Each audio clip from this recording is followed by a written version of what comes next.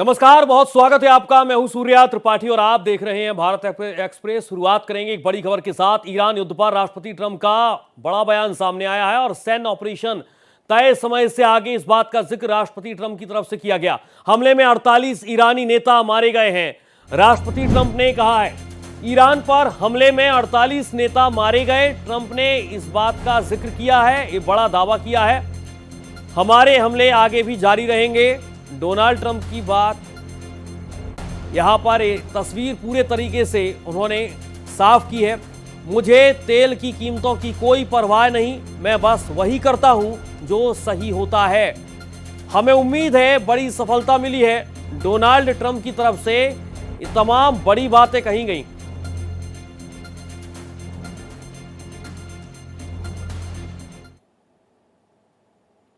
America और Israel ने मिलकर ईरान पर अब तक का सबसे भीषण हमला कर दिया है और इस अटैक में ईरान के सर्वोच्च नेता अयातुल्लाह अली खामेनेई मारे गए। हमले में खामेनेई के परिवार के कई सदस्यों समेत कई मंत्रियों और सैन्य अधिकारियों की जान भी चली गई। जवाब में ईरान ने भी अमेरिका की मदद कर रहे कई देशों के खिलाफ मिसाइलों की बौछार कर दी। इन हमलों ने पूरे मिडिल ईस्ट को एक भीषण जंग में झोंक दिया।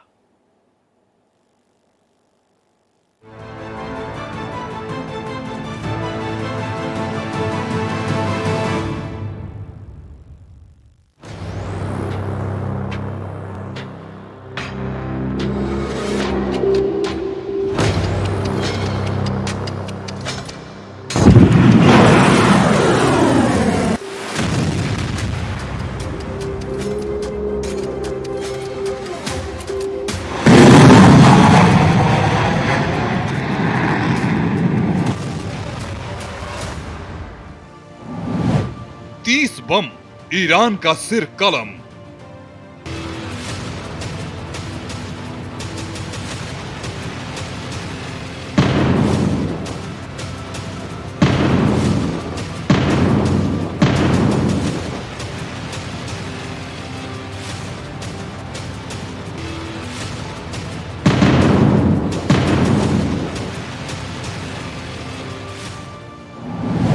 खामेनेई परिवार समेत दफन।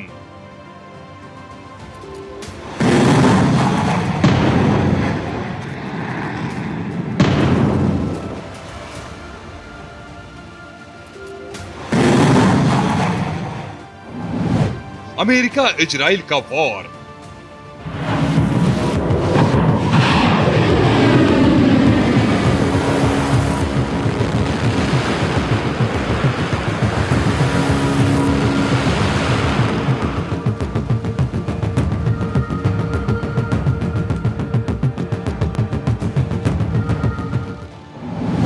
ईरान की मिसाइलों से दहाड़।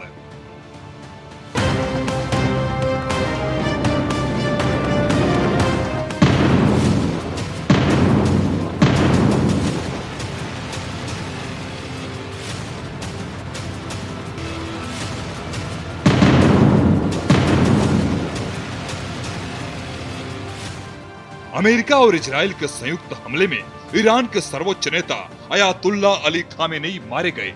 जिस वक्त ये हमला हुआ उस वक्त खामेनेई अपने ही घर में मीटिंग कर रहे थे। इजराइल और अमेरिका ने खुफिया जानकारी के बाद ये हमला किया था।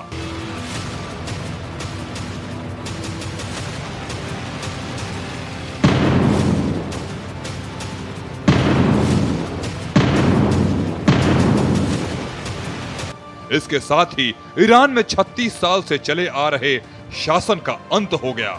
हमले में उनकी बेटी, दामाद, बहू और पोती समेत कॉम्प्लेक्स में मौजूद 40 कमांडर भी मारे गए।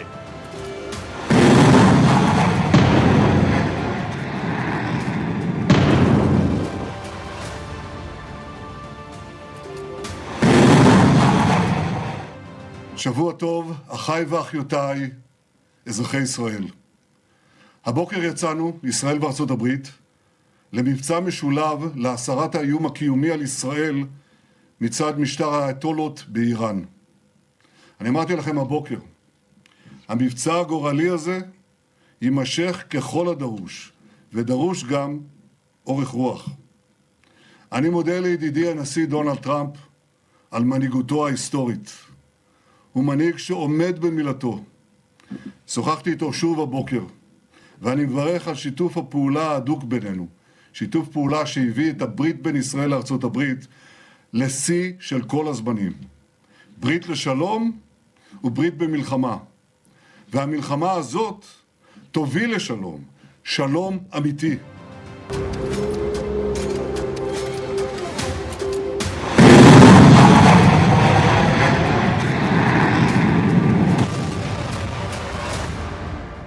ईरान की सरकारी समाचार एजेंसी इरना के मुताबिक अमेरिका इजराइल हमलों में देश के रक्षा मंत्री अजीज नसीर जादेह और सेना प्रमुख अब्दुल रहीम मौसवी की भी मौत हो गई। ईरान पहले ही पुष्टि कर चुका है कि सुप्रीम लीडर अली खामेनेई के सुरक्षा सलाहकार अली शामखानी और IRGC प्रमुख मोहम्मद पकपोर भी इस हमले में मारे गए।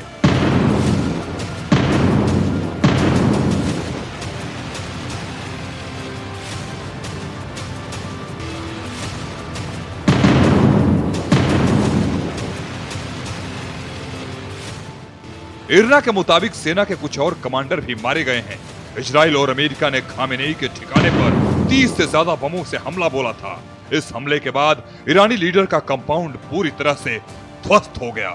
सैटेलाइट तस्वीरों में साफ दिख रहा है, हमले से पहले कंपाउंड बिल्कुल ठीक दिख रहा है, लेकिन हमले के बाद कंपाउंड पूरी तरह ध्वस्त हो गया।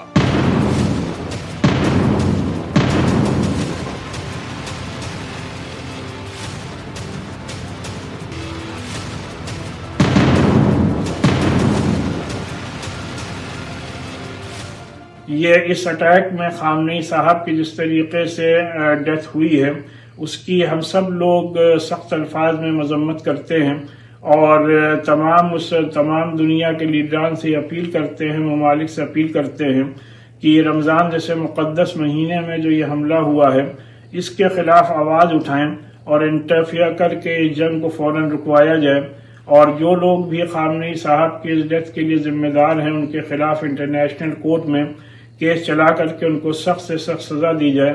हम तमाम मुसलमानों से अपील करते हैं कि हर तरीके से अमन अमान कायम रखें। गौरतलब है कि इजराइल ने अचानक ईरान पर हमला कर दिया था। पहले इजरायली सेना ने दावा किया कि उसने खामेनेई को मार दिया है। इसके बाद अमेरिका के राष्ट्रपति डोनाल्ड ट्रंप ने सोशल मीडिया ट्रुथ पर एक पोस्ट लिखकर खामेनेई के मारे जाने की बात कही।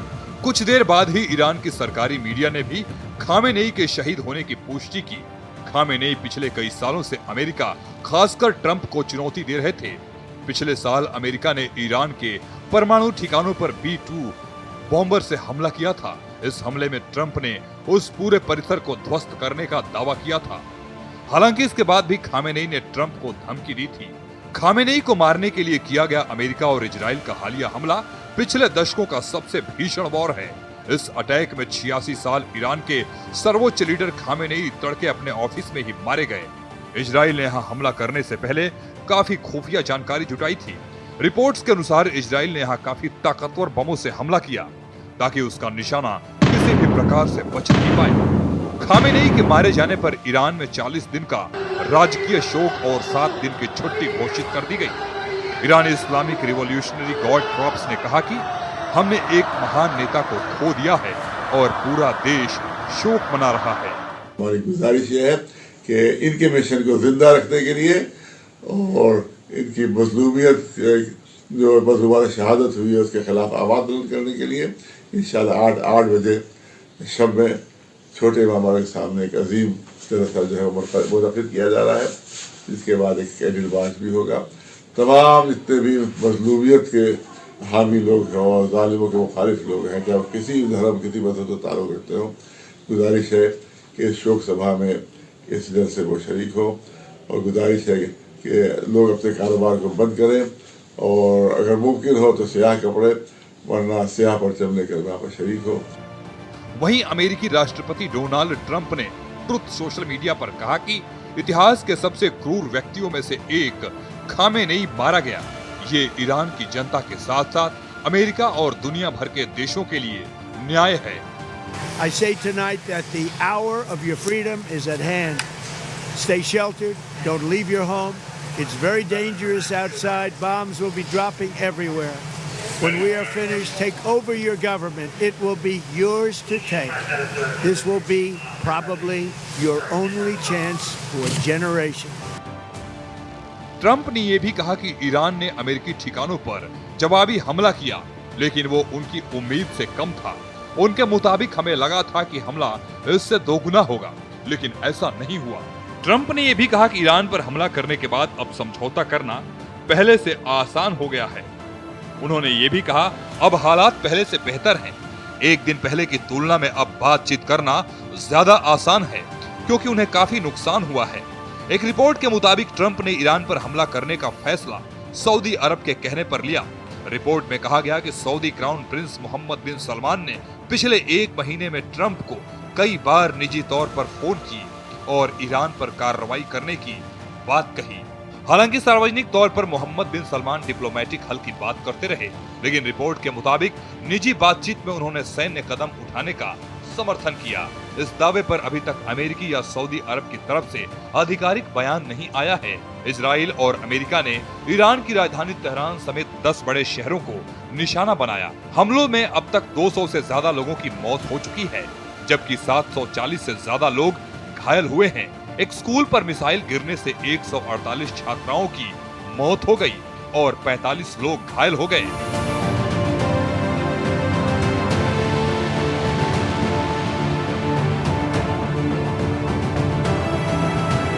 मुसलमान अवाम है वो ईरान के साथ हैं। हुकूमतें जो हैं वो क्योंकि अमेरिका के डर में हुकूमतें मुखालिफ हैं। कोई मुसलमान ईरान के खिलाफ नहीं है। हुकूमतें जो हैं वो अमेरिका से डरती हैं, अमेरिका की टट्टू हैं, अमेरिका की पालतू हैं। पाकिस्तान की हुकूमत अमेरिका की पालतू है, सऊदी अरब की हुकूमत अमेरिका की पालतू है। जहाँ जहाँ भी मुसलमान ममालिक हैं उनकी हुकूमतें जो हैं वो अमेरिका और इसराइल की दहशतगर्दी में मुलव्विस है। लेकिन अवाम जो लोग हैं, पब्लिक जो वहां है, वो पूरी ईरान के साथ है, इनकलाब के साथ।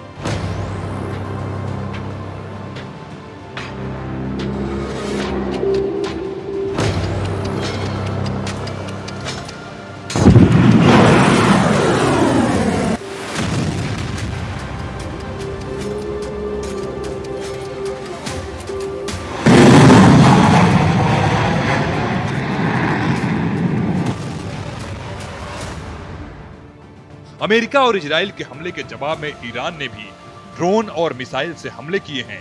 इन हमलों में इजराइल समेत मिडिल ईस्ट के 9 देशों को निशाना बनाया गया।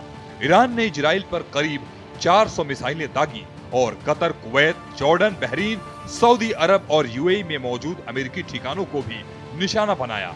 इतना ही नहीं, ईरान ने यूएई के सबसे ज्यादा आबादी वाले शहर दुबई पर भी हमला किया। ईरान ने दुबई के पास होटल एंड रिसोर्ट और बुर्ज खलीफा के पास ड्रोन से हमला किया। इसके अलावा बहरीन में कई रिहायशी इमारतों को निशाना बनाया। इसके साथ ईरान की इस्लामी रिवॉल्यूशनरी गार्ड्स कोर ने कहा कि अमेरिका और इजराइल के हमलों के जवाब में वो मिडिल ईस्ट में 27 अमेरिकी ठिकानों पर हमला कर रही है।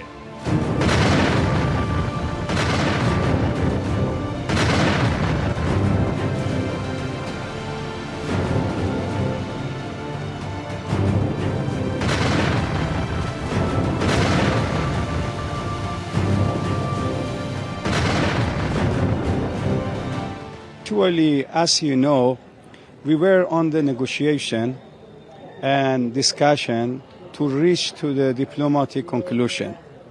And yesterday, everyone announced that we had a lot of progress comparing to last negotiation. We were thinking that very soon we reach to very good statement by Iran and United States of America. And everyone was happy. And even the president of the United States says, I would like to have agreement with Iranian delegation. But unfortunately, today, within this last month of Ramadan, we got attack from Israel, from United States of America against Iran. IRGC ने बताया कि उन्होंने बड़े पैमाने पर missile और drone से हमला किया। इनमें 27 अमेरिकी ठिकानों के अलावा तेल अवीव में तेल नोव एयरबेस, इजरायली सेना मुख्यालय और डिफेंस इंडस्ट्री कॉम्प्लेक्स भी शामिल हैं। वहीं ईरान के इस्फहान में हजारों लोगों की भीड़ ईरानी सुप्रीम लीडर अली खामेनेई को श्रद्धांजलि देने में जमा हुई। Bureau report, Bharat express.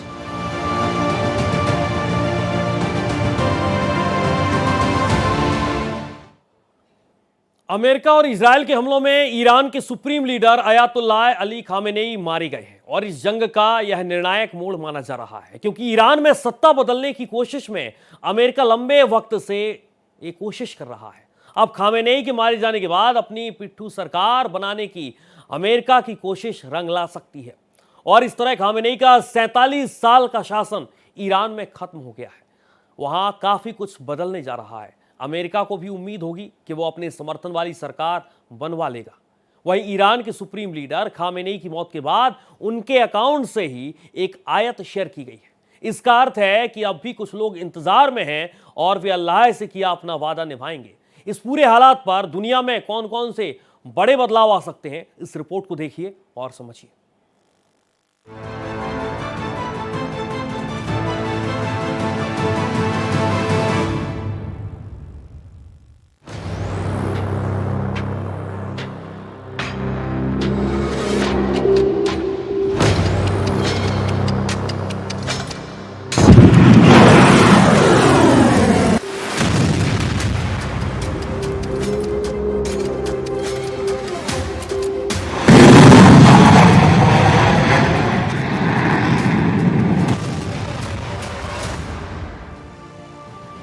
Israel के रक्षा मंत्री इजराइल कॉट्ज ने खामेनेई की मौत पर खुशी जताई और नेतन्याहू और सेना को बधाई दी। उन्होंने कहा कि जो इजराइल को नुकसान पहुंचाना चाहता था वो अब खत्म हो गया, न्याय हो गया और बुराई को बड़ा झटका लगा। उन्होंने ये भी कहा कि इजराइल आगे भी पूरी ताकत से कार्रवाई करता रहेगा। वहीं ईरान के अंतिम शाह के निर्वासित बेटे रजा पहलवी ने कहा है कि खामेनेई की मौत देश के लिए बड़ा मोड़ साबित हो सकती है। उन्होंने अमेरिका के राष्ट्रपति ट्रंप को शुक्रिया कहा है। علی خامنه‌ای ضحاک زمانه اهریمنی که چند هفته پیش فرمان کشتار 10,000 تن از بهترین فرزندان ایران را صادر کرده بود از بین رفته است. با مرگ خفتبار او و بسیاری از منسوبان و وابستگانش جمهوری اسلامی نفسهای پایانی خود را می کشد. با اراده و دلاوری شما به زودی به زباله‌دان تاریخ روانه خواهد شد. ملت بزرگ ایران به دنبال سقوط کامل جمهوری اسلامی است و ما این رژیم اهریمنی را ساقط خواهیم کرد.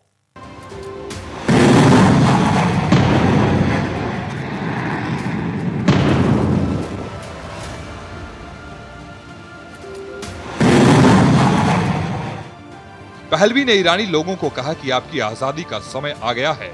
पहलवी के मुताबिक पिछले करीब 50 सालों में खामेनेई सरकार ने न सिर्फ पड़ोसी देशों की सीमाओं का उल्लंघन किया, बल्कि दुनिया में कई संघर्षों को भड़काया और परमाणु हथियार तथा लॉन्ग रेंज की मिसाइलों पर काम किया। वहीं पाकिस्तान के कराची शहर में भीड़ ने ईरानी सुप्रीम लीडर खामेनेई की मौत के बाद अमेरिका के दूतावास पर हमला कर दिया।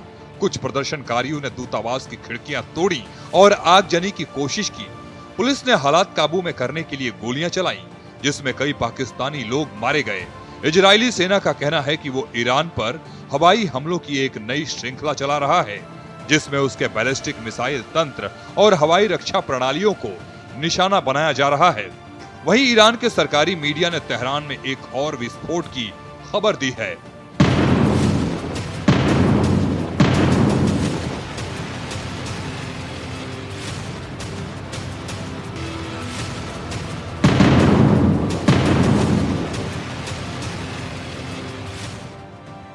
दूसरी तरफ यूएन सुरक्षा परिषद की बैठक में महासचिव गुटेरेस ने अमेरिका और इजराइल के ईरान के खिलाफ की गई कार्रवाई को आक्रामकता बताया। उन्होंने कहा कि ये संयुक्त राष्ट्र चार्टर का उल्लंघन है। साथ ही ईरान की जवाबी कार्रवाई की भी निंदा की। महासचिव ने कहा कि ये तनाव बेकाबू हो सकता है। International law and international humanitarian law must always be respected. That is why since this morning I have condemned the massive military strikes by the United States and Israel against Iran. And I also condemned the subsequent attacks by Iran, violating the sovereignty and territorial integrity of Bahrain, Iraq, Jordan, Kuwait, Qatar, Saudi Arabia, and United Arab Emirates. We are witnessing a grave threat to international peace and security.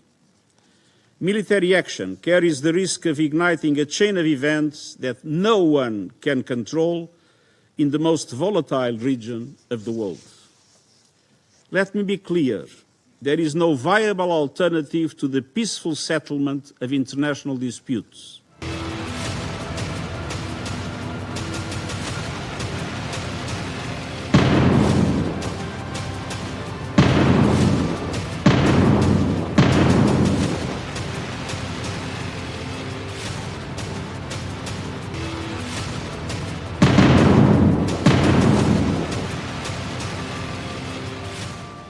ईरानी राजदूत ने कहा कि यह हमला परमाणु वार्ता के बीच हुए, जबकि अमेरिकी और इजरायली दूतों ने कहा कि बातचीत अपने अंतिम दौर में पहुंच चुकी थी और इसे जारी रखने का अब कोई मतलब नहीं है।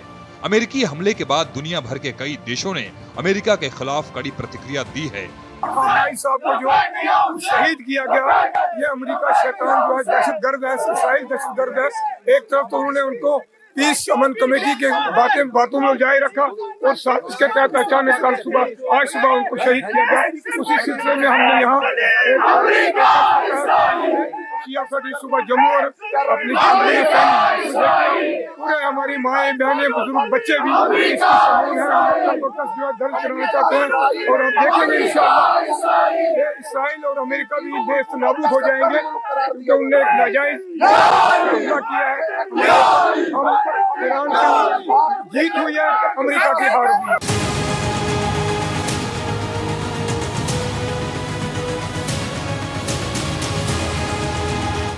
चीन ने कहा है कि ईरान की संप्रभुता, सुरक्षा और क्षेत्रीय अखंडता का सम्मान किया जाना चाहिए। ट्रंप दुनिया भर की क्रांति में फिर से सबसे बड़ी बाधा बनकर सामने आए हैं। रूस के विदेश मंत्री सर्गेई लावारोव ने कहा कि यह हमला बिना उकसावे के किया गया और अंतर्राष्ट्रीय कानून के नियमों का उल्लंघन है। ईरान के खिलाफ एक तरफा कार्रवाई की गई है। भारतीय विदेश मंत्री जयशंकर ने ईरानी विदेश मंत्री अरागची से बात की। जयशंकर ने हालात पर चिंता जताई है। Bureau report, Bharat express.